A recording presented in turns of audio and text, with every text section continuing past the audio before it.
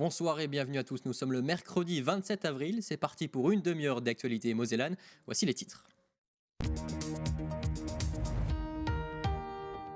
Dans l'actualité, l'opération Une rose, un espoir revient ce week-end. Pendant 2 jours, les motards distribueront leurs roses au profit de la lutte contre le cancer. Nous avons assisté à la préparation de cet événement incontournable. Un point ensuite sur la situation des Ukrainiens en Moselle. Il y a quelques semaines, une trentaine avaient trouvé refuge à Saint-Jean-de-Bassel. Depuis, certains ont déménagé dans des logements individuels. Les enfants, eux, ont pris, vous allez le voir, le chemin de l'école. Enfin, nous irons découvrir ce nouveau lieu, le café Klatch au parc Explore Wendel, un endroit de rencontre à l'ambiance vintage. Reportage dans quelques minutes. La météo demain sera une belle journée dégagée. Les températures resteront fraîches le matin, mais monteront jusqu'à 19 degrés l'après-midi. Et puis l'invité du jour est Patrick Thiel, adjoint au maire délégué à la culture et au culte. Bonsoir. Bonsoir. Nous reviendrons notamment avec vous sur la collecte de documents iconographiques sur les années 50-60 lancée par les archives municipales de Metz. Mais tout de suite, l'actualité.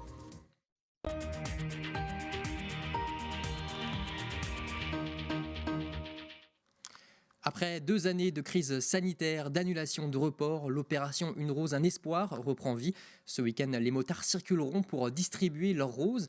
Mais avant ça, étape très importante, l'emballage. Anne-Sophie Grosse était aux côtés des bénévoles ce mercredi matin. Le temps d'une journée, ce hangar agricole s'est transformé en une véritable fourmilière. Plus d'une centaine de bénévoles s'affairent à désépiner, trier et emballer les quelques 22 000 roses prévues pour l'opération Une rose, un espoir. Et malgré ces 24 printemps, l'événement mobilise toujours autant. Ce qu'on voit, c'est qu'on a des nouveaux qui arrivent, des anciens qui partent, qui reviennent une année après, mais on a beaucoup de nouveaux qui se sont inscrits là. Si l'engouement perdure à ce point, c'est parce que les roses sont devenues plus qu'une tradition. Les bénévoles y ont trouvé une véritable famille. J'ai fait 10 ans sur les motos avant des roses et maintenant j'emballe, je suis en second plan mais je travaille toujours autant. Et une fois qu'on est dans le bain, on ne peut plus faire machine arrière, c'est pas possible. Ce qui me plaît, c'est le partage et puis que tout le monde est motivé pour une bonne cause. Une fidélité qui s'explique aussi par les actions concrètes que permet cette opération solidaire. Marie a été touchée par le cancer à 4 reprises et pour elle, les roses représentent véritablement un espoir pour les malades. Ça m'a permis d'avoir accès à des soins de support gratuitement. C'est très important lorsqu'on est malade, en fait, de pouvoir avoir accès à ces soins-là, parce que ça coûte très cher et qu'il y a beaucoup de personnes, malheureusement, qui ne peuvent pas se les payer. Donc pour moi, les roses, c'est vraiment c'est un espoir pour tout le monde. Une solidarité dont est fière la maire de Coin-sur-Seille, le village où tout a commencé. C'est une fierté parce qu'on est vraiment un petit village. Et 352 habitants, et quand on voit tous les bénévoles, les gens qui se mobilisent tout le temps, tous les ans, et même ça rajeunit on va dire, et franchement ça engendre une mobilisation formidable, quoi. Voilà, c'est ça. Et pour Bernard Braun, le fondateur d'Une rose, un espoir, l'émotion est toujours aussi vive, même 25 ans après la création de l'événement. Moi, ça m'émeut toujours, pourtant je devrais être blasé, rodé, mais moi le matin quand je démarre ma moto, j'ai les larmes aux yeux pratiquement, parce que je dis mon Dieu, c'est quand même des gens extraordinaires et je pense que sans les roses, il m'aurait manqué quelque chose, parce que je vis des émotions, des moments avec tous ces gens-là. Ils ont un cœur qui est gros comme ça, quoi. Ils ont même pas assez de place dans la poitrine. Et comme il le dit si bien, si vous voulez respirer le parfum du bonheur, faites Une rose, un espoir et vous verrez par vous-même. Petit point sanitaire, le CHR Metz-Thionville présentait ce mercredi 2 traitements médicamenteux contre la Covid-19. Beaucoup de questions tournent encore autour de cette méthode. Comment est-ce que cela fonctionne? Qui peut y prétendre? Toutes les explications de Florian Tonizzo. 3 traitements médicamenteux contre le Covid-19 sont aujourd'hui autorisés en France en accès précoce. À la pharmacie du CHR Metz-Thionville, 2 d'entre eux sont déjà disponibles. L'Evusheld en préventif et le Xévudi en curatif. Ces traitements sont destinés aux personnes à risque de faire des formes graves, c'est-à-dire les plus de 80 ans, les personnes immunodéprimées ou souffrant de comorbidités. Ce qui va nous amener à choisir l'un plus que l'autre, ça va éventuellement être d'éventuelles interactions médicamenteuses, parce qu'on a une des thérapeutiques qui présente des interactions médicamenteuses qui parfois posent souci, notamment des interactions avec peut-être leur traitement de chimiothérapie ou leur traitement au long cours. On a aussi des variants qui se modifient au cours du temps. Et nous sommes en attente à l'heure actuelle de nouvelles recommandations de l'HAS parce que certains traitements perdent probablement de leur efficacité avec l'apparition du variant BA2. L'efficacité justement est au cœur des préoccupations. Les traitements préventifs permettent de compléter la protection déjà conférée par le vaccin pour les personnes répondant mal à la vaccination. Dans le cas d'une infection, les traitements curatifs ont pour objectif de protéger les personnes fragiles d'une forme grave de la maladie en complément de la protection du vaccin ou d'un traitement préventif. On sait par exemple que pour la molécule orale, le Paxlovid, on est sur une diminution des hospitalisations d'environ 85%. C'est-à-dire que ça va nous éviter les hospitalisations chez ces patients fortement immunodéprimés, âgés, si le traitement est débuté relativement précocement. Les traitements médicamenteux sont donc complémentaires à la vaccination qui reste prioritaire et l'option privilégiée. En Moselle, le taux d'incidence et le taux de positivité sont en baisse, mais les chiffres restent tout de même à un niveau élevé. Il ne faut pas oublier que des cas graves, il y en a quand même en réanimation et notamment pour les personnes non vaccinées ou les personnes qui ont des comorbidités très très fortes comme les immunodéprimés sévères. Ça reste des niveaux très élevés.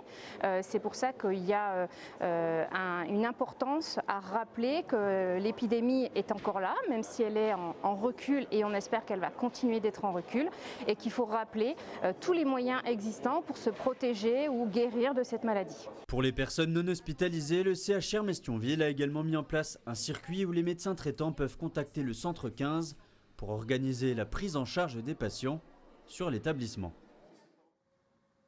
Concernant les législatives qui se dérouleront en juin, les Verts connaissent désormais leurs candidats sur Metz 2 et Metz 3. Il s'agit respectivement de Jérémy Roch sur Metz 2 donc, et Marina Véronneau sur Metz 3. Les deux militants Europe Écologie Les Verts étaient donc élus au conseil municipal de la cité messine. Il y a quelques semaines, nous vous faisions découvrir le quotidien d'une trentaine d'Ukrainiens ayant trouvé refuge à Saint-Jean-de-Bassel. Après un mois de transit au couvent, certaines familles se sont vues allouer un logement individuel en Moselle Sud. Et cette semaine, plusieurs enfants ont même pu découvrir leur nouvelle école, Ghislain Schumacher. Aujourd'hui, c'est un jour un peu particulier pour Arthur. Alors Arthur va découvrir pour la première fois sa nouvelle école, sa nouvelle enseignante et puis évidemment ses camarades qui vont accompagner pendant les quelques mois qui restent jusque fin juin. Sur le chemin de l'école maternelle, Arthur est loin de traîner des pieds. Il est accompagné par les services de la ville et son grand-père, à qui l'on va donner toutes les informations relatives à sa scolarité. Bonjour. Bonjour. C'est la directrice de l'école, Madame Kubler. Et donc voici Arthur. Bonjour. Dès son arrivée, le jeune Ukrainien se met à l'aise et s'adonne même à quelques coups de pinceau. À Sarrebourg, ils seront 5 enfants comme lui à faire leur rentrée ces prochains jours. Ces derniers intégreront directement une classe correspondant à leur âge. Ils sont en pleine immersion, donc c'est l'idéal pour les enfants. Et je pense qu'ils auront un petit soutien de la part d'enseignantes habilitées pour la langue. Mais j'ai aucune crainte concernant l'apprentissage du français, ce sera sans doute très rapide. Après avoir découvert son nouveau terrain de jeu et d'apprentissage, Arthur reprend la direction de sa nouvelle maison allouée par la commune. Un habitat spacieux et bien équipé qui ravit cette famille originaire de Kharkiv. Nous sommes très surpris de cet accueil de la part du peuple français. Nous nous sentons comme chez nous. Même les voisins sont venus nous voir pour se présenter et pour nous dire de venir les voir en cas de besoin. Nous partons ensuite à la rencontre d'Émile, qui n'a pas tardé, lui non plus, à prendre ses marques dans sa nouvelle école. Les couleurs de l'Ukraine.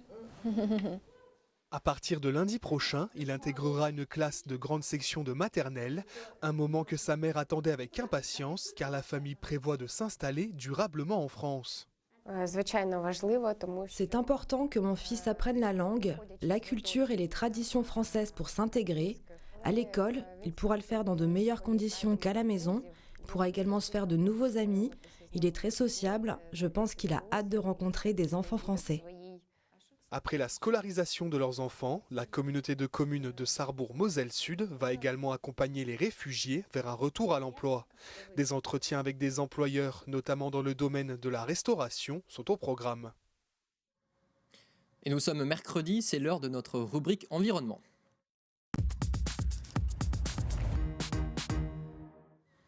Et pour cette rubrique, j'accueille une petite nouvelle, Lucie Philippot. Bonsoir Lucie. Bonsoir Jean. Alors aujourd'hui, vous allez nous parler d'un projet d'usine de production d'hydrogène à Thionville. Mais avant, vous nous livrez quelques conseils de jardinage pour ce printemps.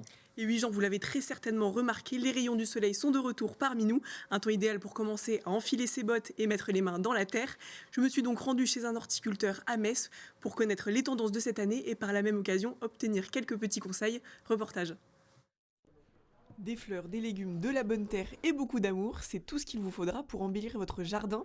Ici, le choix ne manque pas pour correspondre aux envies de chacun, mais au vu de la demande actuelle, les horticulteurs ont dû s'adapter. On n'arrive pas à canaliser l'envie des consommateurs actuellement, et il est vrai qu'ils nous demandent beaucoup de géranium et de plantes estivales. Nous, notre saison démarre habituellement après le 1er mai. Et là, on a été obligé, parce que les clients nous le demandent, de mettre en avant des produits. Donc en ce moment, c'est les géraniums beaucoup, mais on a quand même aussi toute une gamme de plantes vivaces. Et ça, il n'y a pas de problème pour les planter. C'est une période charnière pour les horticulteurs qui essayent tant bien que mal de transmettre les bons gestes pour un jardin réussi. Déjà, choisir l'endroit où vous achetez vos végétaux. Un professionnel sera certainement une personne qui vous donnera les bons conseils, qui vous dira les plantes les plus faciles. Je dirais que quand on démarre un jardin, la plante phare, ça reste le géranium. C'est une valeur sûre. Et puis choisir aussi des plantes de qualité avec un terreau aussi en adéquation. Les professionnels du jardin ont de quoi avoir le sourire puisque le panier moyen annuel consacré au jardinage s'élève à 113 €. Avec les confinements à répétition, les Mosellans apprécient d'avoir davantage les mains dans la terre. J'aime bien jardiner, je ne fais pas de potager mais j'aime bien les fleurs. J'ai un jardin d'agrément qui est assez grand, j'habite du côté de Queuleux, donc c'est bien agréable. J'ai acheté du géranium, des vivaces, pour mettre de la couleur un peu partout, on en a besoin en ce moment. C'est la première fois on a acheté des bacs il y a 1 an et demi environ. Et c'était l'hiver, du coup maintenant on va planter ça pour cultiver cet été. J'ai un jardin avec un petit potager, avec des fleurs, une rocaille et aussi des transats. Planter sur un sol froid peut s'avérer fatal pour vos plantations. Attention donc aux seins de glace, les gelées de mai, qui pourraient ruiner votre travail. Et après ces conseils bien avisés pour notre jardin, vous nous parlez d'un tout nouveau projet près de Thionville. Et oui, à partir de 2026, une usine de production d'hydrogène vert verra le jour à Uckange.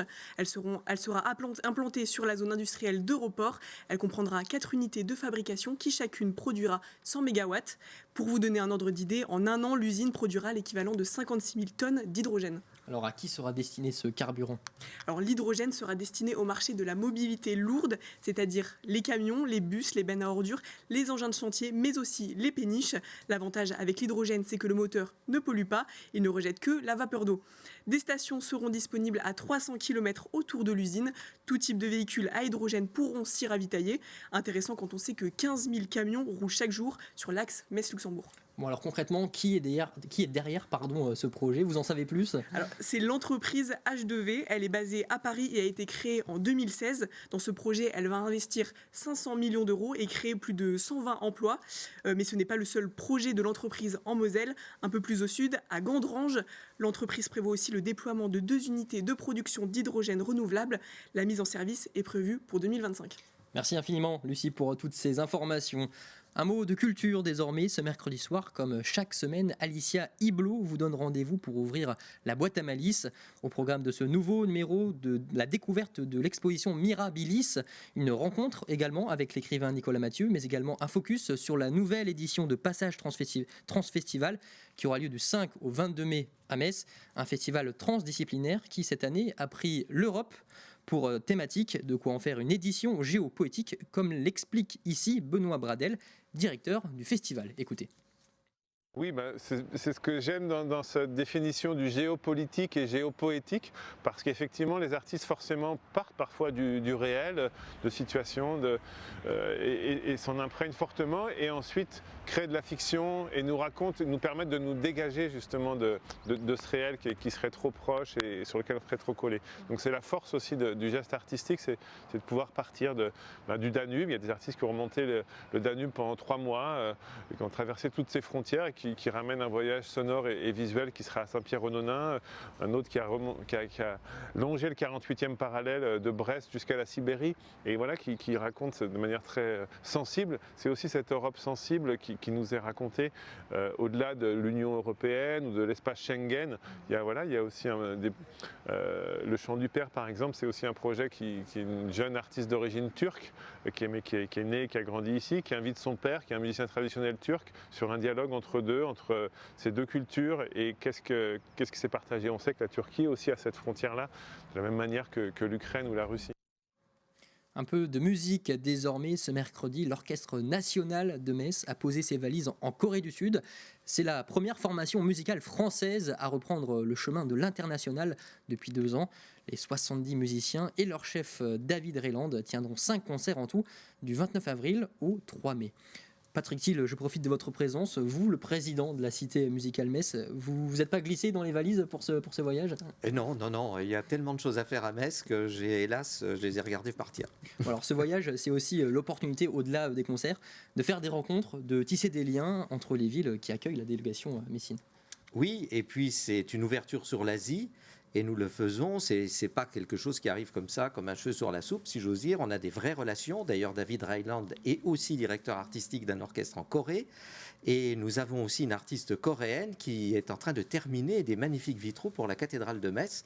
Donc, ça sera la première fois que la cathédrale aura des vitraux par une femme, déjà, et ensuite une asiatique, et qui est aussi coréenne. Vous voyez, le monde s'est raccourci aujourd'hui. Et nous pourrons aussi suivre de loin cette aventure avec une chronique dessinée chaque jour, je crois. C'est ça, vous pouvez nous en dire plus ?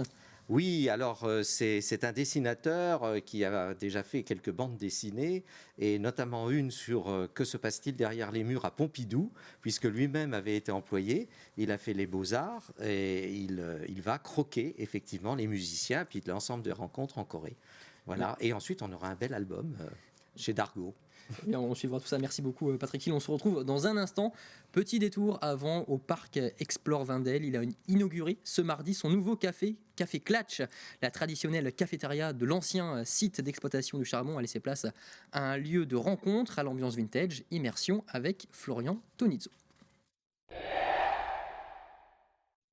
Un café Klatch définit une sorte de goûter où l'on boit le café et l'on parle de tout et de rien. Alors forcément, ce mot tiré de l'allemand parle aux gens du coin, ici à Petite-Rosselle. Café Klatch, c'est un lieu où on vient se rencontrer, un lieu où on vient se reposer, un lieu où on vient parler, discuter, des potins, de tout ce qu'on veut, même politique, pourquoi pas. On peut venir jouer ici, on peut venir s'installer, on peut venir klatcher. Et c'est pour ça qu'on a trouvé ce nom intéressant de parler de Café Klatch qui parle bien aux gens du secteur, bien évidemment. Déjà doté d'un restaurant, le site voulait proposer à ses clients un lieu de rencontre pour passer un bon moment autour d'un café. Après environ 2 mois de travaux en début d'année, le Café Klatch dispose désormais de 25 places assises, sans compter la terrasse, et sa décoration avec des meubles d'époque devrait plaire à la population locale. Je pense que c'est une excellente idée pour un lieu de convivialité, et puis bon, bien sûr, il en faut pour tous les goûts, mais je pense que ça va surtout être apprécié des anciens mineurs et de leurs familles. Ça rappellera de très bons souvenirs qu'ils avaient quand eux-mêmes étaient dans ce genre d'endroit. Le parc propose la découverte du musée Les Mineurs Vindel, des pistes cyclables et des sentiers pédestres. Comme Béatrice et ses partenaires de marche, de nombreux clients vont s'arrêter dans ce café pour prendre le goûter. Une aubaine pour ce lieu de loisirs et de culture. C'est vraiment une très bonne chose quand les gens vont venir ici au musée de la mine et qui voient un lieu convivial comme celui-là. C'est vraiment intéressant. Donc une initiative vraiment top que je trouve super intéressante pour ce musée de la mine pour apporter encore une plus-value. Ça fait partie d'une stratégie de développement de nos activités pour pouvoir accueillir des visiteurs plus nombreux, mais surtout qu'ils restent plus longtemps sur le site. Une initiative qui permet d'inscrire le quotidien au cœur de ce site emblématique du patrimoine mosellan. Elles l'ont fait, les pongistes de Metz-Tété ont remporté ce mardi soir le titre de championne de France Pro Dames. Déjà vainqueur à l'aller, 3-0. Le club a infligé le même score au retour face à la formation de Seine-Maritime. C'est la 4e fois de son histoire que le club messin est sacré après 2015, 2016 et 2017. Grand coup de chapeau donc à Adina Diaconou, Maria Teilakova ou Diaodo, Dina Mesref et bien évidemment à l'entraîneur Loïc Belguise. Allez, tout de suite l'invité.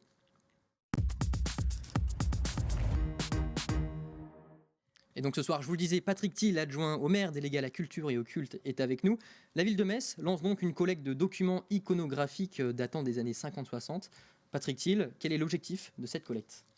Alors l'objectif de cette collecte, c'est de faire participer le public en fait à un accroissement de notre richesse archivistique sur les années 50 et 60, sur les archives, et parce que nous préparons une grande exposition en fait qui va débuter en septembre et qui va s'étaler sur plusieurs mois, et qui va nous permettre de redécouvrir le patrimoine le plus récent de la ville de Metz.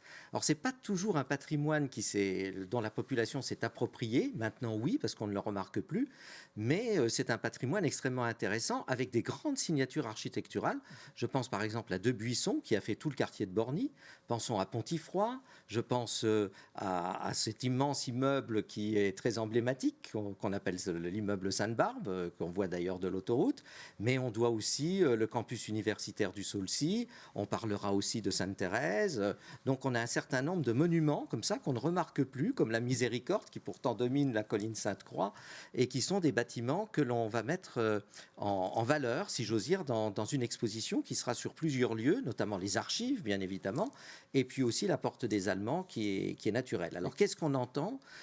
C'est que bien sûr on a nous des documents, on a les permis de construire, on a les croquis d'architectes, on peut même avoir quelquefois des maquettes. Mais ce que nous souhaiterions, c'est comment les gens de l'époque ont vécu ça.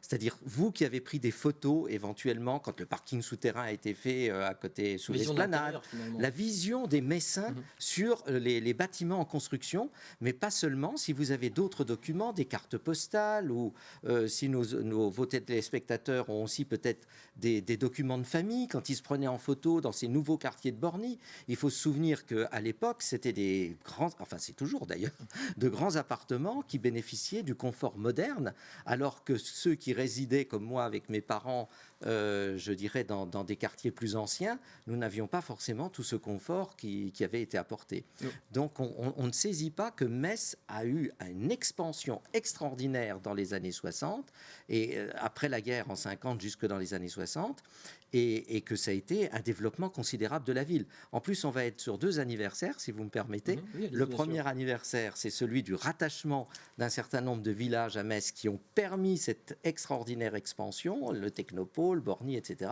Oui, c'était des villages qui ont été rattachés à Metz en 1962, grâce à Raymond Mondon, qui était maire à l'époque, et qui nous permet encore aujourd'hui d'avoir de l'espace, contrairement à d'autres villes comme Strasbourg ou Nancy, par exemple. Et puis, deuxième anniversaire que nous fêtons, c'est 1962, les lois Malraux, qui ont permis, à l'inverse, de protéger les quartiers anciens.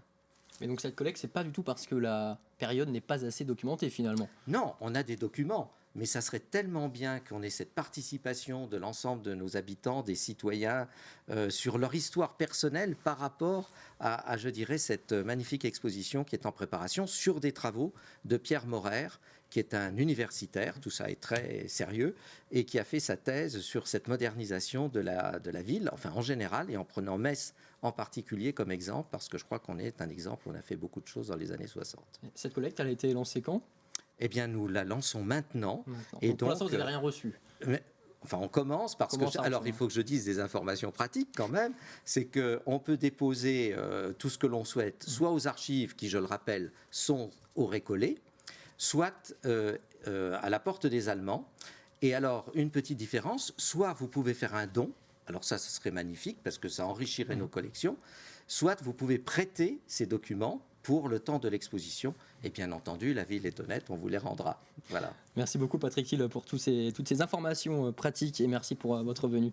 Nous terminons cette séquence d'informations avec l'image du jour qui nous emmène à Mondorf-les-Bains.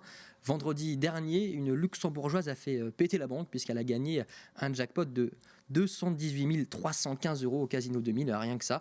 C'est la 5e plus grosse somme remportée de l'histoire du casino qui vient de fêter ses 39 ans d'existence. La chanceuse envisage d'offrir une nouvelle voiture à son mari et ouvrir également un chenil.